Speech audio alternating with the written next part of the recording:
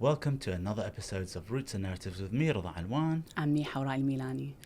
And today we have a phenomenal guest. But before we introduce her, it's very important that you like, share and subscribe to the channel.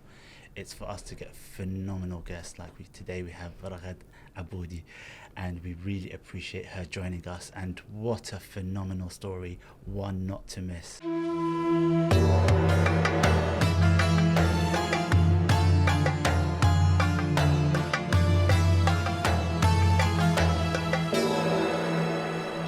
Thank you so much for having me. Indeed, we're very excited to jump into your story, Raghad. Thank you.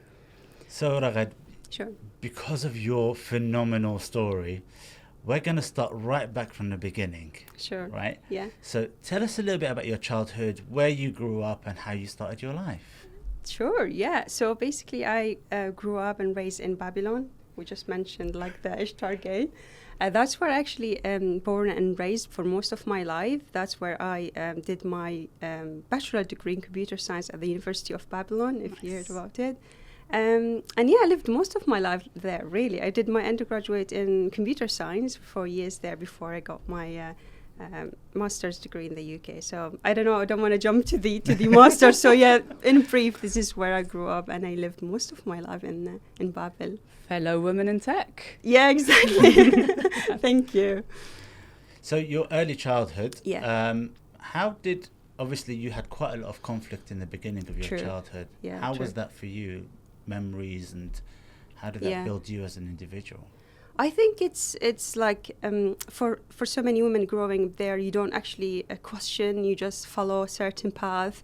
I think the first conflict or the first questions I start to have is when I wanted to do my degree in tech and computer science, and that's where some of my conversation with my parents, you probably don't want to do that because it's not traditional path for women. You probably want to go through something more certain for women, like you get a job, for example, a teacher.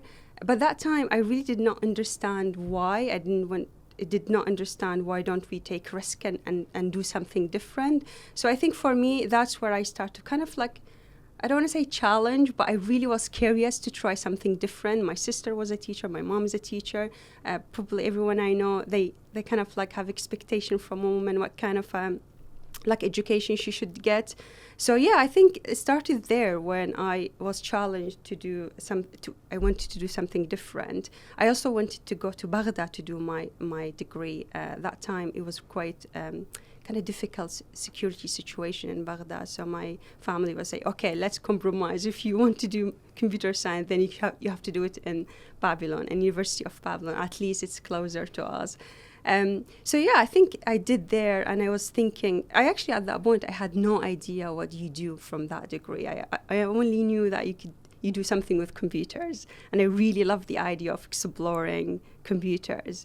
Before I going to do my undergraduate, I actually thought, I only know how to, open PowerPoint and do certain funny videos there. So I really did not have much information what's this is about, but I wanted to do it. I was really determined. I want to try something different. I want to explore a new field. So was it your curiosity that led you to Yes. computer science, or was it someone or something in particular that inspired you to No, get there? someone. I think it's a mix between curiosity, also a little bit of challenge, because why wouldn't you do that? Why would I have been, kind of deterred to do different, study? So it's a mix between these reasons, but I did not know anyone who have done that degree before. So how many females were in your class? It's actually interestingly we're more women in computer science than males, which wow. It is interesting. We were more in numbers. I don't remember specifically the numbers, but they were way more than men. But unfortunately, when we graduate, none of them actually. As far as I know, none of them is doing tech-related jobs or programming, which is sad. How are you? It's a surprising statistic, but it's part of what I did in my master's degree. And then when you look at Middle Eastern countries and countries like Iraq, Turkey, even Malaysia, there's a higher rate of women studying computer science in university. Yeah. But it's the job sector that's where we see the difference. I wonder if because I'm still looking for the reasons, and I think I can reflect my own experience as a woman living there, but I wonder if some research happened is why is that, why they do the degree but they don't end up doing the jobs. And I guess we're coming back to this later and when we talk about Shikosu, but it's like an open questioning and like exploring is why we don't see more women in tech, even though the number of women who do the IT related degrees are quite a lot. So it is very interesting. Yeah, it was. I think we first mentioned it in your episode when we recorded with yourself, and it was really fascinating statistics that you had with regards to the number of females that actually attend university to study it, and then the number of actually get a job. But then we also discussed, I think, that the fact is that because you study a lot of theory and no practical, that's part of the issue, that females in the Middle East don't get opportunities. True, yeah. And I think we'll go on to the journey where you created these opportunities for these females, and what a phenomenal opportunity, a lot of females did get. So you've now gone through your school life, you've enjoyed your school life? I did very much. I was getting good degrees. I did really good. I did very well, even though the study to be a programmer or to be a technical person wasn't really like matching with what the industry is doing, especially in our university, just because it was quite material, quite old, outdated. But I think that's where Bristol University came and kind of showed a bit more advanced in tech and kind of like caught up with what's the industry need in a way. How did you get the opportunity to come to Bristol? Because that from must Babel to I Bristol. know. I know. I was definitely lucky, but it's also like so at that time they did the Iraqi government, they had fully funded scholarships for students who have high marks in their university degrees. So it's like a competitive scholarship. I applied at 2012. And it was like you compete on kind of like a city level or like a governatory level. And I did got it, and it was like some exams and interview, but I was lucky. I got the scholarship, and I was given a choice to do any country, whether it's a US, UK, or I think Australia at that time. But I wanted to do it was like, again, a lot of discussion but eventually I ended up choosing coming to the UK to do my master's degree. So it's fully funded scholarship. The government was responsible to pay all the expenses on the condition is that you finish and you have to come back to Iraq and serve in a job, a double amount of how many years you spend studying. So like if I did 2 years, then I have to come back and work for 4 years. So it's like, it's just fair enough. That's what they want to develop the education in the country. I got the choice, and I've done some application, and I ended up choosing Bristol University. Bristol is known for its very high ranked for the computer science study. They had like quite few options of what kind of major, and I think I've done some choices and choices that I ended up choosing like kind of similar to what I've done in my undergraduate, but a little bit more kind of specific in a way. I came here 2014, almost 12 years ago. Oh my God, I was 11, 11 years ago. And so your first entry to the UK was to come and study your master's? Yes. Straight to Bristol? Straight to Bristol. First time ever leaving the country, first time flying. Wow. First time living at Iraq. I wasn't even traveling to Baghdad at that time, so I had no experience in traveling. So quite literally from Babel to Bristol. Yes. Yeah, and alone. Your parents must have been so excited for you. Not at first.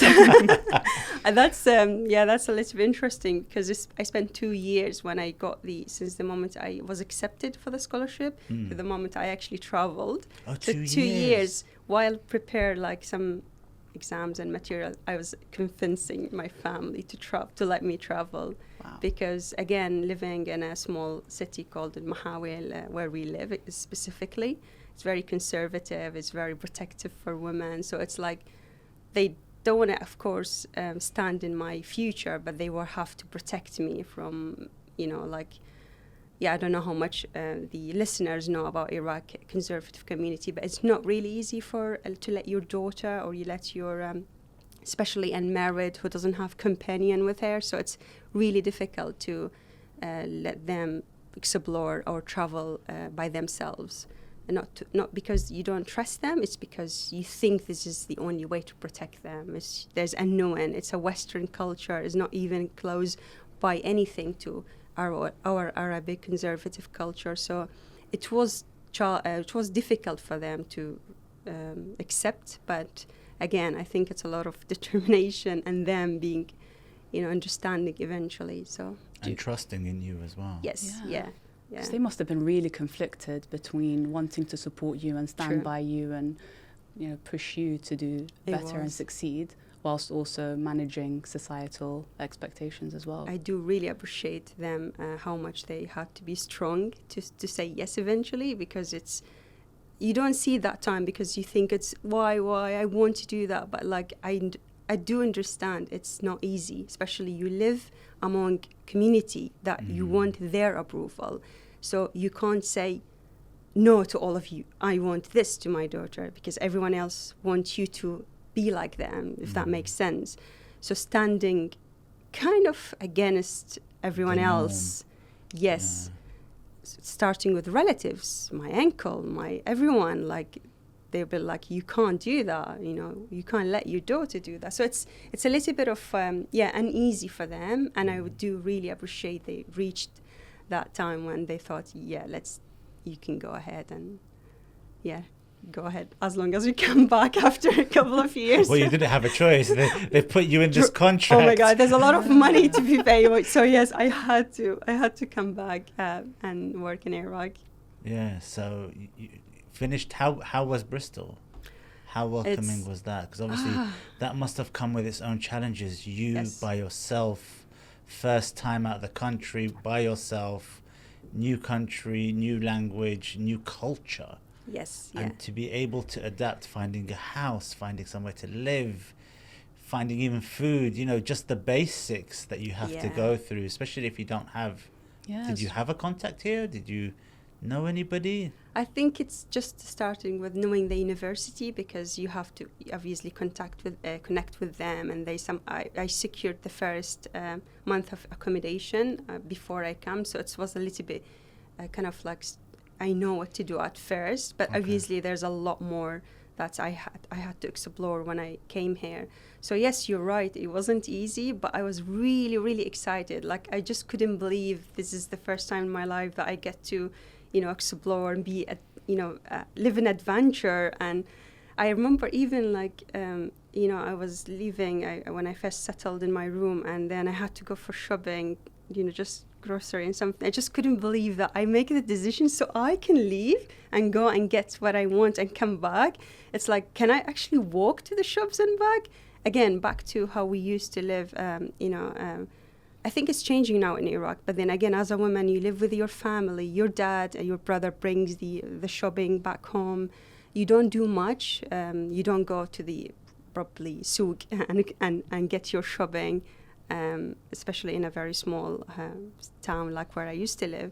So it's like not too much, you don't do too much outside the house, you don't control the time and say, okay, I'm going at 10, coming back. It's a lot like more like kind of done for you in a way. But then in Bristol, it's like everything is like, I had to do everything. I can walk and I can come back. So it's very basic, basic experience I did, and I was really excited for it, which at first kind of like I didn't see the difficulty of it. It was like because I was overwhelmed with excitement. But then I even when looking for housing, checking the bank account, how I do it, because what is that little card that I have to get? So it's like a lot of new things I needed to experience to learn about the language. Of course, I came with I think I was okay with my English, but definitely had difficulty understanding people here with different accent, including there was like teachers at the first 3 months of our study. We had a pre-sessional English course where you do like learn how to do to write the like a thesis sort of English. Okay. So academic English. Academic, exactly. So I did not understand like the accents, So it was like, oh, am I going to even be able to study in here without understanding the English? Which accent did they have, like a Scottish or a Liverpudlian? Bristolian. If you ever heard about the Bristolian accent, it's like, so it's like very, I think even any other accent was really difficult for me. I thought I know English, but it's different when you come to a native speaker country where it's difficult to pick up the accent. So, but yeah, I think all of that was like, I've never seen that as a, some difficulty. I was seeing it as, challenge. I'm up for it. I've done my pre-sessional course, and then I jumped to the master's. I think that's where I started to feel like kind of like how I'm overwhelmed with like living here, with studying especially. The study itself was really, really challenging, very different to how we used to do it. What differences would you say? I think it started with, there's something, it's an optional for you to choose a unit, so you can kind of gather the points, how much you need to study for. The module, exactly. Yeah. And for me, I've never had that. Now, in our education system in Iraq, to the people who is not familiar with the system, especially in undergraduate, you don't get to choose what you want to study. You basically, it's kind of written path for you. You go 4 years of undergraduate. Mm-hmm. There is already a written timetable. You can just jump into the classes without knowing what they are about, and then the teacher will let you know, and then they give you homework, and then even the homework is kind of like very determined. From here, you only do that. So it's like everything is kind of like written or structured. You come here. I came here, and it's like, all right, you want to do this degree. There's these, 20 modules. You have to kind of collect from them to contribute eventually to your degree. And I had no idea, like, some modules I've heard about them for the first time. I remember, like, not machine learning. I think something related to machine learning, and I have just had no idea what's that. And if I choose it, can I, like, what do I do? What do I get eventually? Is that going to make me, I don't know, like a web developer? Is that going to make me? So it's like, I had very limited knowledge about the whole, like, degree, basically. I knew we did programming in undergraduate, but like here, there are some modules new to me. I didn't know what they are similar to what compared to the undergraduate. Wow. So having to kind of study and research, that's the word. It's everything. You do your own research, you question, you ask around, and then you make a decision. That was the first experience for me, is something like that. So I remember I was like going around, and again, also everyone is new. You don't know your group, so you can discuss what's these. So I kind of had to do a mix between guessing and asking around a little bit. So yeah, difficulty was like I ended up choosing some unit that I had no idea this. You would need this at some point, for example, exams rather than coursework. I ended up doing some wrong choices, I would say. I ended up failing some of these units at some point, because especially in the first term, I think, 2 term. Again, it's like a accumulation of some wrong decision I made, because I did not understand I didn't know what I wanted to do eventually. And all because it's just new, and it's just I didn't know how to kind of very like overwhelming. It was. I think, especially when I failed this unit, it's somebody who never failed, somebody who thought themselves as doing very well in the schools. I found myself failing some units, so it was really, really tough to. I did even kind of like. Can I ask you a question? Sure. Because obviously, if you fail, you're going to have to pay back the Iraqi government. Yes. Yeah. So that must have put a different stress on you. Yeah. I think that was the kind of the peak of my stress is. So basically, the university has a system. If you fail, you can do kind of like one more try, a reset exam. Okay. But if you fail the whole degree. You don't do your thesis eventually. And of course, that means you don't get master's degree. And of course, that means the government won't pay the scholarship. That means you failed the scholarship. So you're right, that was the risk. But me failing even the reset was like really kind of like, I don't even remember what I done, how I felt that time, but I only felt like I'm numbed, I don't feel anything, but I need to do something about my degree. I need to save it. So I've done a little bit more of like trips, seeing like the embassy, seeing the head of not the head of university, but somebody in they call them the Senate House, which were the kind of like the Riyasat al-Jamia, something like I don't know what they call it here, but some people who can get This was here in the UK? In the UK, okay. yeah. In the Iraqi embassy? Yes. Because I needed to do something. There's a special department that deals with all the students that come. That's correct, yes. Because I felt, when you're like, you really want to save something. So I've done like very much lots of like meeting people, seeing and traveling, just to kind of convince them, give me one more chance to pass, to do an exam.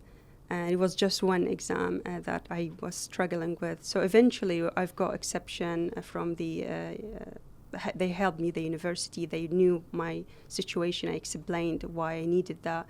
So they gave me a chance, and I did pass that exam, and I did my thesis eventually. I know, it was like a big it had like a lot of consequences, of course, because that means I had to extend a little bit of my degree, but only like a couple of months.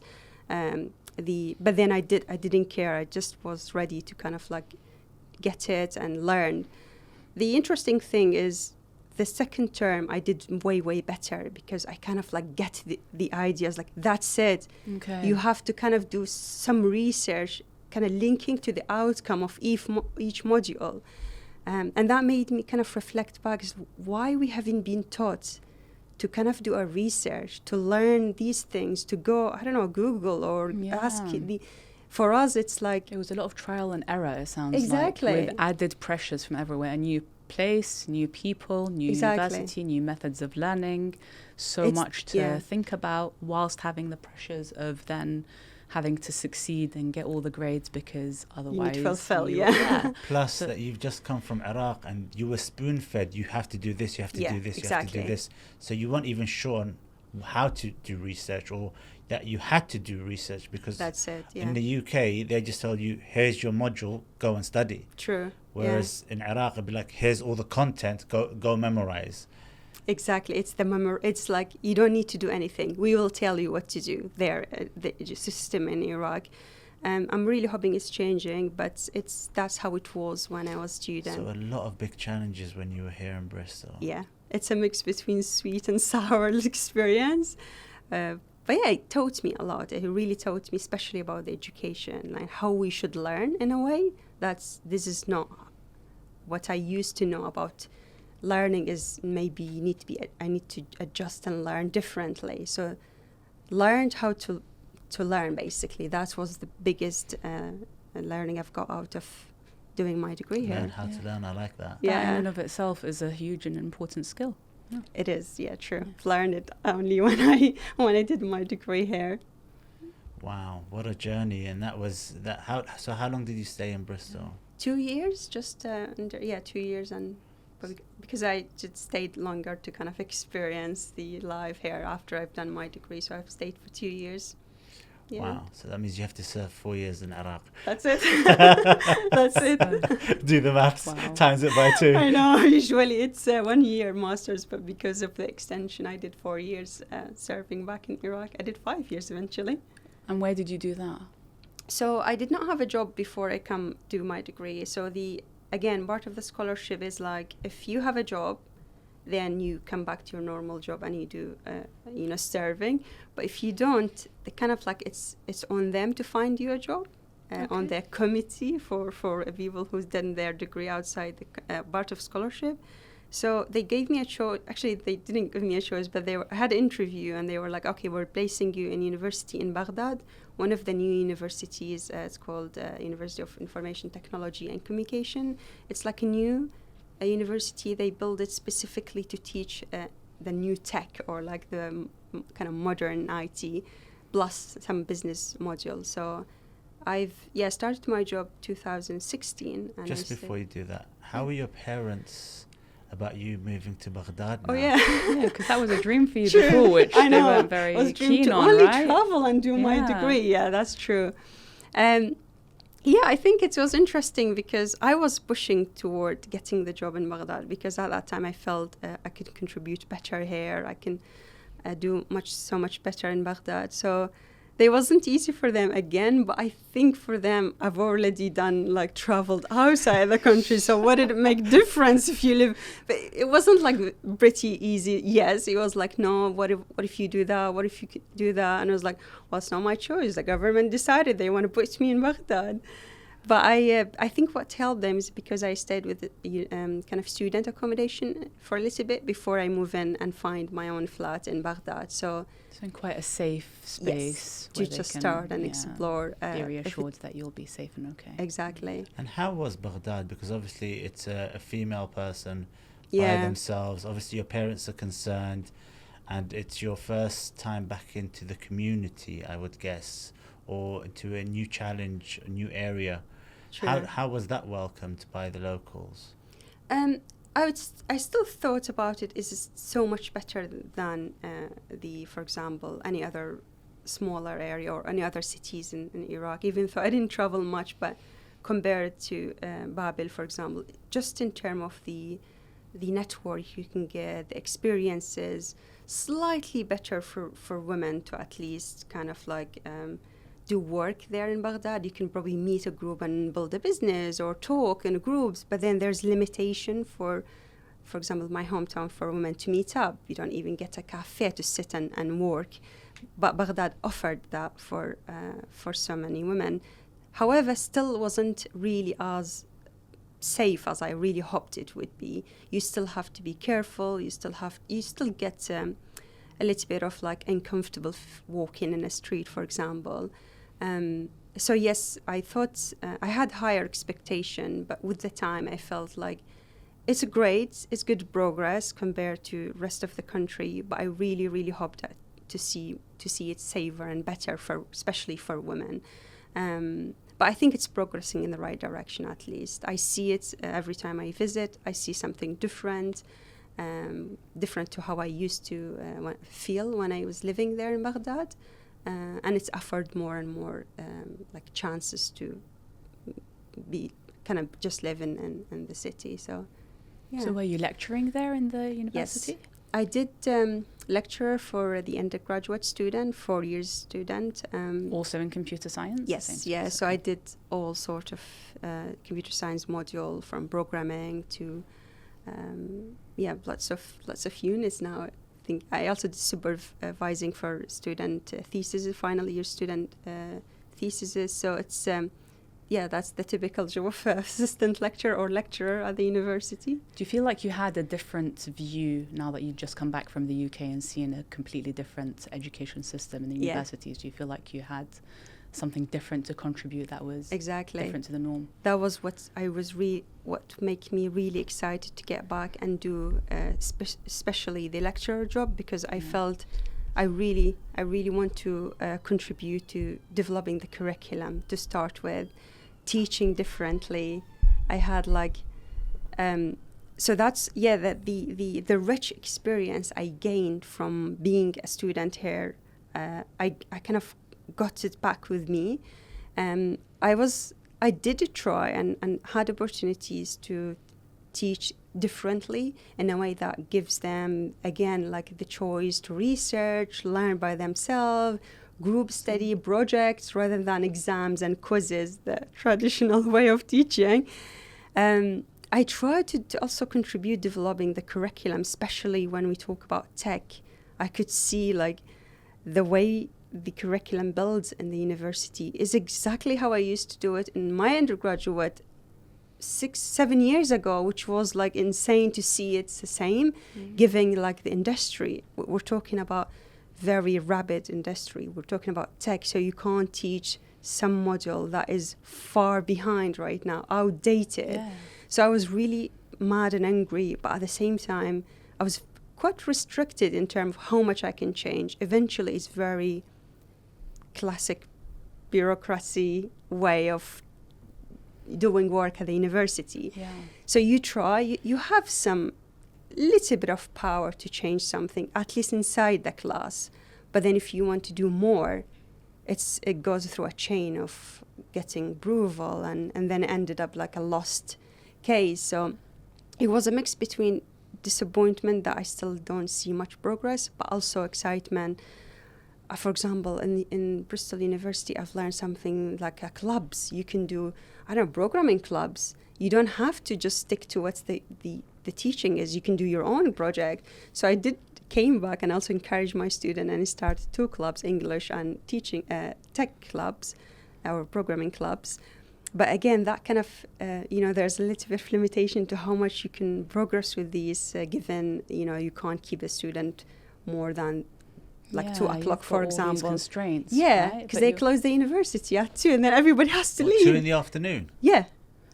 That's when that's closes at 2 in the afternoon. Yeah, the last class is 2:30, and then if you have like evening classes, that's okay. They still open, but most of the universities 2:30, and they kick you out. Like you can't stay longer than that time.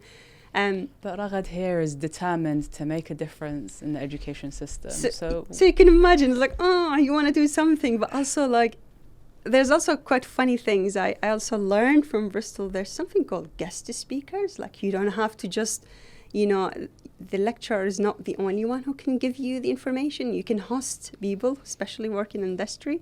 And I tried to do that. I hosted actually someone came to the class, but then a word came out to the other people, management and dean, and he was like, "Oh, that's not legal. You can't, not legal, but like you can't do that. Like it's a system where only lecturer go to the class and give the lecture, and that's you to do it. Why are you bringing someone else to do it?" I know. It was like, really? I never questioned these. I took it for granted that it should be okay. Why not? If I am not a web programmer, I can bring somebody who is a web programmer, can tell a student what do they study, so they end up being same career as him or her.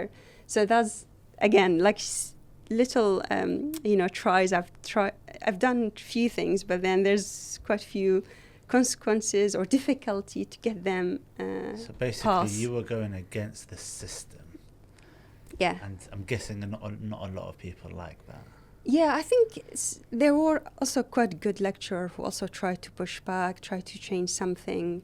But I think what I noticed is eventually you fall into kind of routine and you follow because you get tired, which I was really fearing because I really didn't want to end up being just like giving up and just living, wherever. I'll just turn up next day and give them how they want me to teach, teach how they want me to teach. So I was really, really fearing that.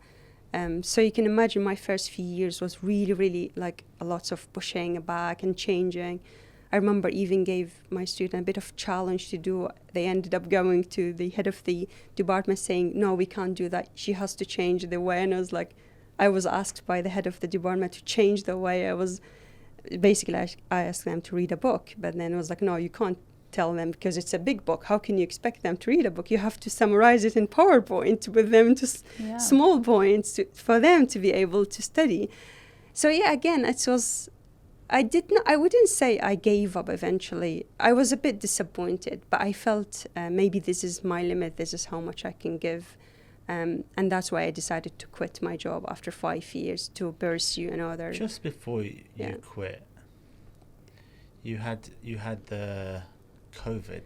Yes, yeah. And then you decided to do something different. True, yeah. So you still wanted to look after your students, but you decided to do something different. Exactly. And this is where you grew something absolutely phenomenal. Yeah. And I think this is where we come on to the juicy bits of what you did. So that's actually when the idea of trying to do something, trying to help, trying to kind of change in curriculum was still there, but I didn't know what else I can do to help in that particular problem, especially when I was looking into women, because there's a lot of like observation I was making during my teaching, and also reflecting back to my experience being discouraged to join this sector. I still see the female student in the class, kind of like repeated the cycle of not being encouraged and not thinking something they could do. Coding is something they could do. And I was like carrying back my experience in Bristol, seeing, you know, you can create your own kind of like system or teaching club, whatever, but you can do it outside the university if the university didn't allow lots of changes. And that's what I thought, oh, okay, so you can start doing, I don't know, like a workshop for them. You just take these people or whoever, and then you can do an online or just a separate lecture for them to kind of explore why do they feel, not able to code. Why do they, when it's come to coursework, they would take the report writing or presentation. Not too bad, it's great skills to have, but not doing the coding. They give it to they assume it's their male colleague job to do, which was like, for me, it was like a bit angry on that. It's like, why did you assume that? Why don't you try it yourself? Okay. So you're that's teaching them, and you're observing that exactly when it comes to the theoretical parts and the reading and writing, the girls are taking it on, and anything that's to do with coding, were they attempting it and feeling like they're failing and then passing it on, or were they just like, okay, the coding part, it's a given, it's a guy's job? It's like a universal knowledge. Yeah, of course, it's their job. It's our job is something different. I mean, obviously, not everyone was like that. There was a lot of smart, determined female student who does the coding and everything. But I'm talking about the majority. But yeah, it's like they're not aware of where's the problem. They kind of already determined after they graduate, they look for a job that might not be a coding. So they could end up doing, I don't know, anything else, but not programming. So they don't want to try harder to learn. Okay. So you're right, it's observation. It's building up what else I can do about that.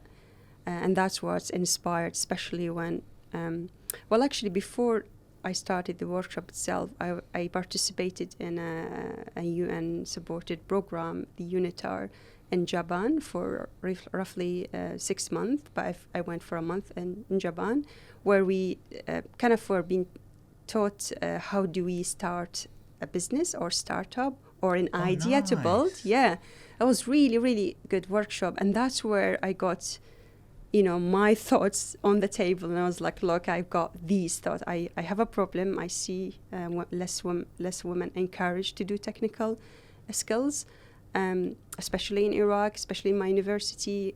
What can I do?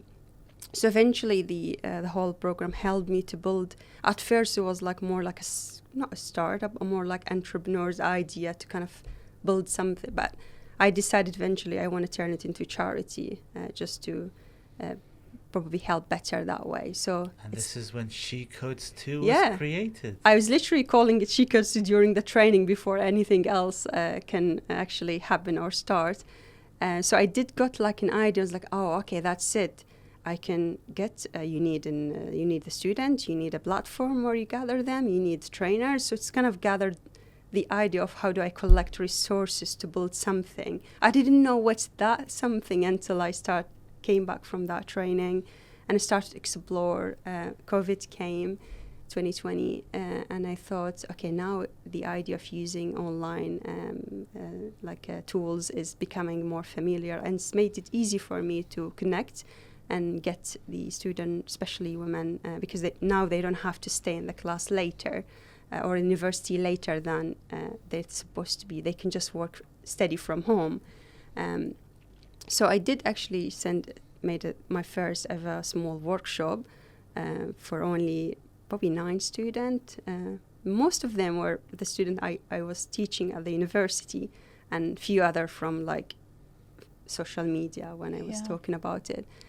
We taught like I think 9 weeks doing some web programming, HTML, CSS. So you brought together around 9 women who were determined, who wanted to learn these skills, put them together, used an online platform, realized that this is a huge opportunity and a gap, and you've got the skills, so you kind of mix those together. True. And started teaching these women to build a website, to use coding languages to build a website, to have these skills that they can, create their own businesses and stuff from home. Is that what you were planning to do? It was mostly like, let's do experiments. Is this can help them? Would environment like that where they are the only coders in the room. Would they be able to do the coding themselves? What's the reasons if, that might discourage them? So it was mostly like exploring. If I keep creating something like that, would that help? Would that contribute? Would that make them more able to, or encouraged to do more and more coding and then actually pursue career in tech? Because that was also my goal, is to turn this learning into skills for them to get jobs out of it, to be employed. But then that's where I start getting some kind of positive impact and feedback from them. They're really willing to build more, do more. They were following the deadlines and really, really wanted to learn more. And obviously, and this was all voluntary from your side. Yeah. It's kind of like still voluntary in a way. So it's been always voluntary, and it's just the reward is actually what you see. At first, is the positive feedback and the encouragement that they want to do more and more. They ended up doing profiles for themselves, and they put their work there. So it's like you gave them the spark, and they continue doing it. So you're growing entrepreneurs. You're growing people that have now some experience. Yeah. You're giving them a portfolio for them to create, for them to show their work when they need to. Sorry, from a tech side, spot on. They've got the degree, and then now they've got the experience and the skills, and they've built the portfolio and have a little bit of experience to show for it. Did you get people from industry to come and help you to sort of? Yeah, actually, just to mention is the sparks of starting something like She Codes Too. And obviously, as I said, the observation, the kind of like, the thought I needed to change something. It was mostly also because I know the gaps, I know the curriculum is outdated. I know like people who if they keep doing what they do, they might not end up getting jobs because there's a huge, massive gap. You know about it. If anyone who is involved in tech industry, they know like if you do a degree in IT-related jobs, it's not going to guarantee you a job. You need the skills. There's a massive gap, especially, I would say, all over the world is this case. Yeah. But I think it's a little bit more severe problem in Iraqi curriculums. Is it the same problem for the males and the females? Yes, that's what I was getting to. Everybody is in the same problem. They have gaps between their education and between their, if they want to do industry. So just to clarify, I really thought everybody needs help, male and female. They all need the same help and support. It's not like the male are like doing well. They don't need that. But just because I felt somebody in my position, in my experience, I could help probably better, knowing I know how this woman feels. So I thought from my position, I probably can help them only right now. Not to deny the male, they don't have a problem. I do admit it, and I still see the youth in general, the young people who does want to get into tech industry, they all need equally the same help. But because it's experience, personal experience, I thought I could help more and better. I have the sympathy and understanding for why female, feeling this way. So that's why I thought let's put the focus on empowering women, and try to give them, trying to kind of like decrease that gap between industry and their education, so they can end up getting jobs. So you finished these 9 weeks. Yes. With these 9 women. What happens next? It was like, that's it. It's instantly, let's continue doing the same. I started doing, build up social media platform, because that's where you reach your audience, especially in Iraq. They're very much a lot on Instagram mostly. So I've put social media. I started to reach out to industry, people work industry, as you asked. Yes, because they were the biggest help. They have the insight and they know what we need to deliver. And took these small courses into kind of like build it a little bit bigger or different, what else we add. For example, I've learned along the way, it's the technical skills are not enough. And also noticed there's a lot of missing gaps in terms of, we call it professional or soft skills, for example. They don't know basic how to... communication skills. Yeah, exactly. Which was, I still feel it's a little bit shocking. That's a massive number of participant don't have that knowledge. They don't know how to use email or build GitHub or network or build a presentation, which is without that, you really have like still limited chance, even if you know how to code, because that can only get you so far. Yeah. So you've got your academic degree, you've got your university degree, Yeah. gets you a little bit forward, and Sure. then you need the coding skills that gets you a step forward, but it's still not enough to Yes. fit what industry wants. So your friends and the network that you built in industry were then helping you close that gap even further, right? Exactly, and helps like, let's add to this to our curriculum. So our curriculum started to be, you know, some technical skills, for example, web or data, plus all the other skills that they need to pass interview and get a job, and basically working in a technical and just working environment. And were they working, were the attendees or graduates of these courses and workshops, were they getting jobs within Iraq itself or with international companies? What did that look like? So far within Iraq tech sector, most of our graduates, they got better chances getting the jobs in Iraq because there's a huge demand. There's always open positions for somebody to fill in tech. So yeah, I think it's still possible for them to get jobs like remotely or like outside, but I think probably for them it's easier and quicker to and they're work. contributing to the Iraqi economy as well and building businesses around them. Exactly. How many of your students would you say, if they didn't have the opportunities that you created by She Codes 2, how many of them do you think would have actually gone to industry? And after your course, how many of them went to industry? Just sort of like a rough potential comparison, just so that people can truly understand what you created was something truly innovative for the natives. It's definitely, I mean, our employment rate is, since we started 2020 and so far, is really between 75 to 80%, which is fantastic. Like, it is really, really good. It tells you a lot of things. It tells us it's like we'll be heading to the right direction in terms of what kind of gaps we're trying to target or fill. And also tells you the Iraqi markets or the tech industry needs to talented people. For them, they look for everyone, but even better if they have a female talented and female skilled woman, skilled, because they want also add the diversity to their team. So yes, we do have a lot of really good success out of it, but also at the same time, we took people who are from non-technical backgrounds, so they've never done coding themselves. Before that, we don't only necessarily target the tech background participant. We had a lot of people from even biology, medical, pharmacy backgrounds. So they do. We only focus on motivation because that's what we find out is actually the key that makes them learn and succeed in the program.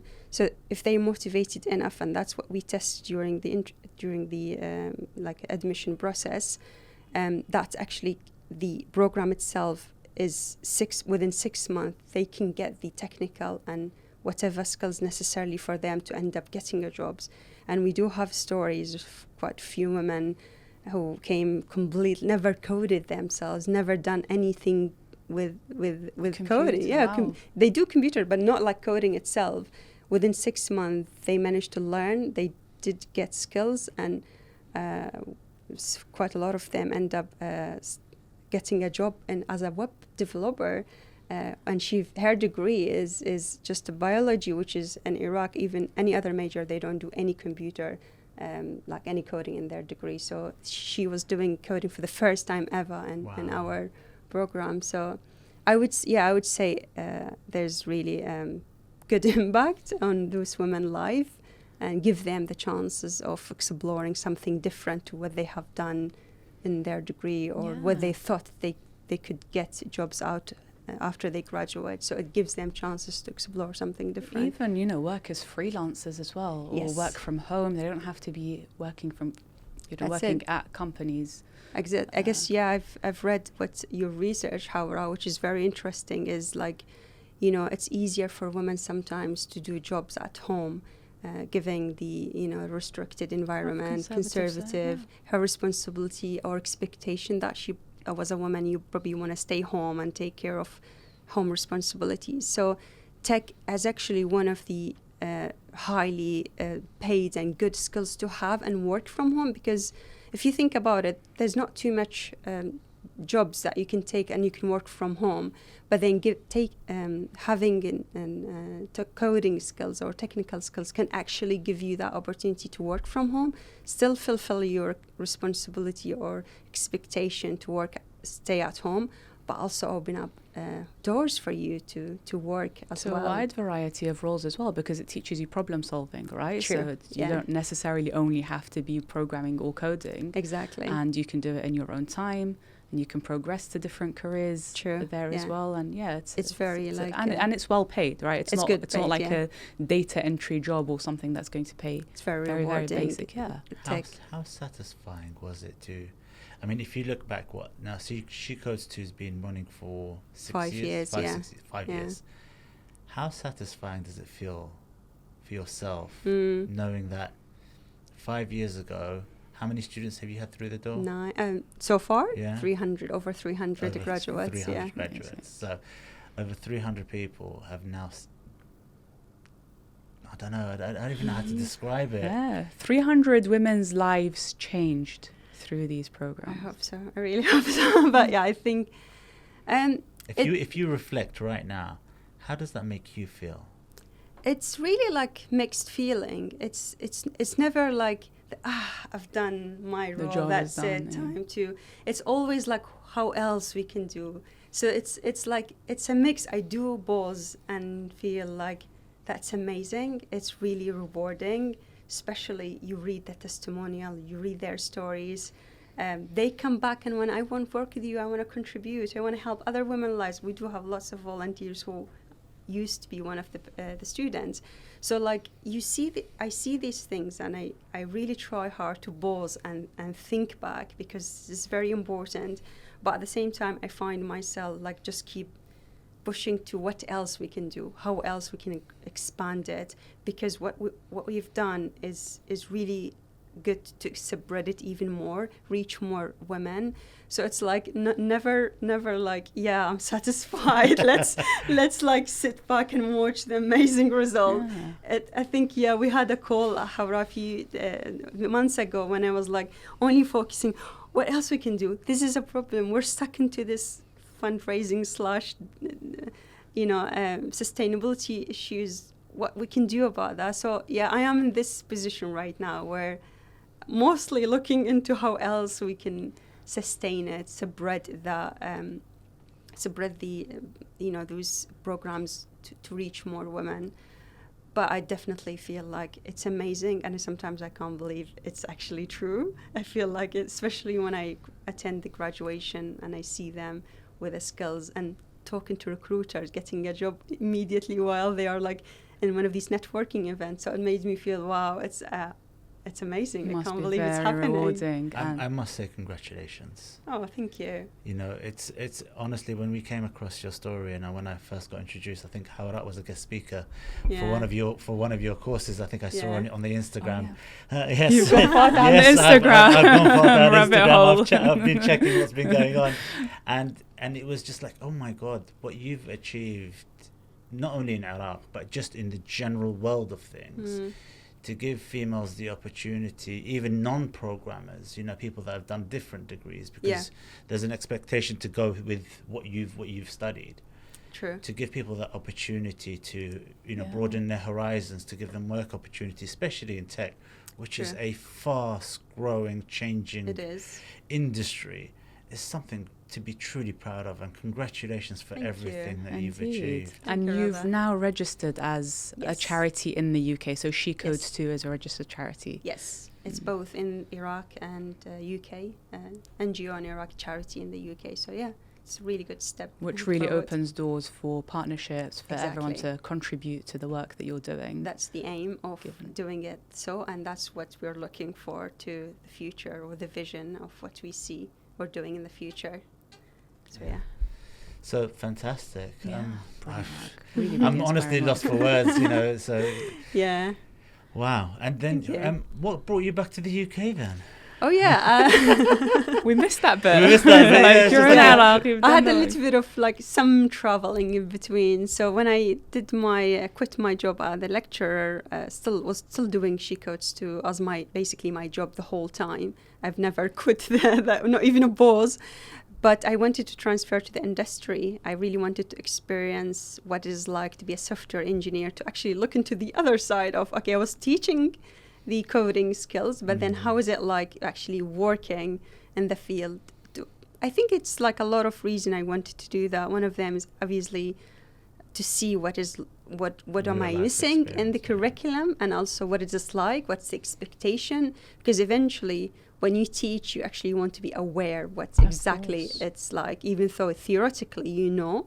So that was really good exposure. I had a job in Sweden, Stockholm, as a software engineer, which was really amazing to get that sponsorship, where I literally like was just living in Iraq, but I landed the job. They gave me the sponsorship to travel and live in Sweden, work in a bank. But eventually, because I got married to my husband in the UK, so the reason I left Sweden and moved to the UK is because of marriage. So congratulations. Thank you so much. It's been 2 years, but since I moved to the UK, Shikostu was basically a full-time job for me. Yeah, that's the reason. So you're fully dedicated now, whilst living in the UK, to build the Iraqi tech ecosystem. Yeah. And are you focused just on Baghdad, or are you looking at different cities and how you can help women in various areas of Iraq? Definitely Baghdad is easier to kind of like continue working in because of the resources, the network that I know my team.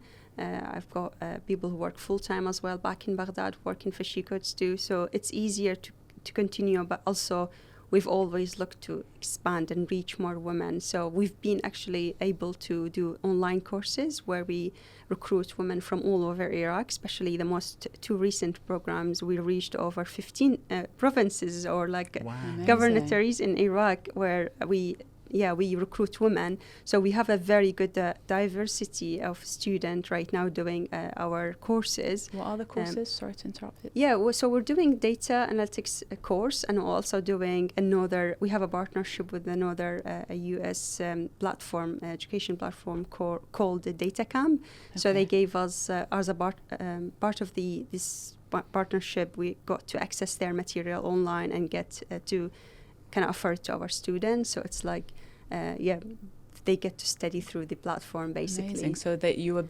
working on creating web developers and programmers, now you're working on creating data analysts and data scientists. Wow. It's the demand right now. I mean, still there's a lot of demand in tech, but we thought we could see there's also tendency toward building data and working with data-related jobs. So we're focusing on that. In Iraq, the future is right now they're looking at building data centers in Iraq. So they've got to have the developers locally to be able to run those data centers, to be able to make sure that works. Obviously, we've got the talent. Everyone, we're happy to provide the talent. And that's phenomenal. I mean, obviously you're a registered charity, so you're looking for partners for you to partner up with. Yes. And you're also, you're also recruiting students. So if students wanted to join you, female students, obviously, how would they contact you? How would they go through your application process? Yeah. So basically, everything is we announce it through social media. That's our main channel to kind of talk about what's available and what kind of courses.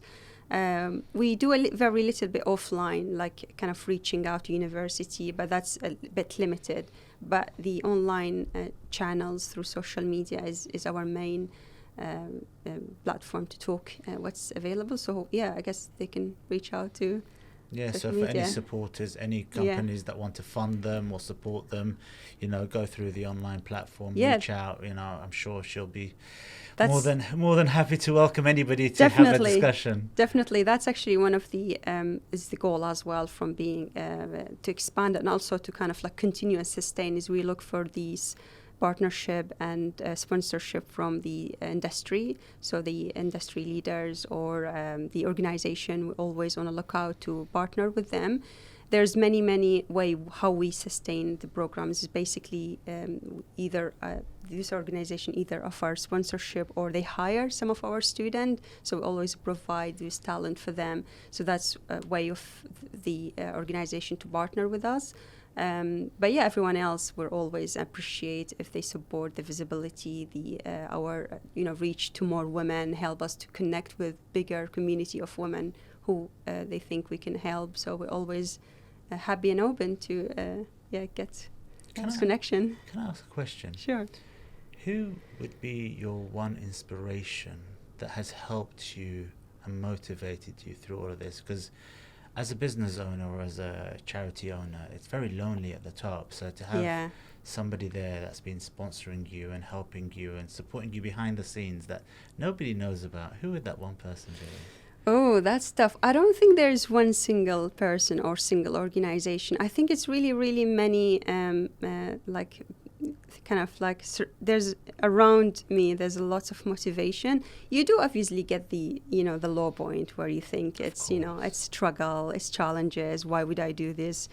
Even, the team who works with me probably get that too. But I think there's a lot of motivations coming from, for me, it's the student themselves, it's the women themselves. It's just I can't explain the feeling when it's just, you see you're changing a little bit in their life, maybe you offer them an opportunity. So I think it's such a shame if you don't continue doing that.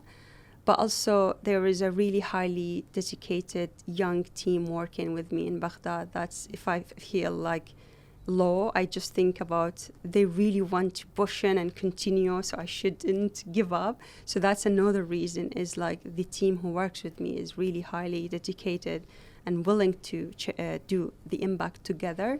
So it's never been my only journey, it's never been my own, it's been always a group of volunteers, and now it's a full-time team working with me, and still the volunteers around us.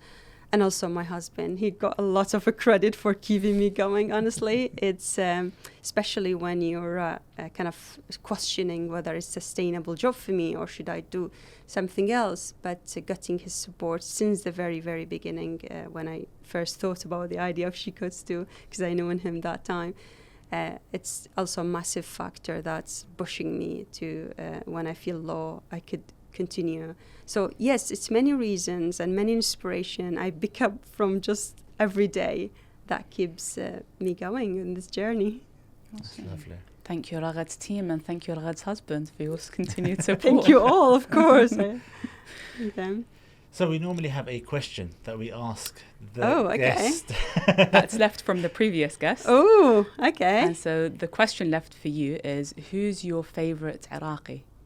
Oh, that's a really big question.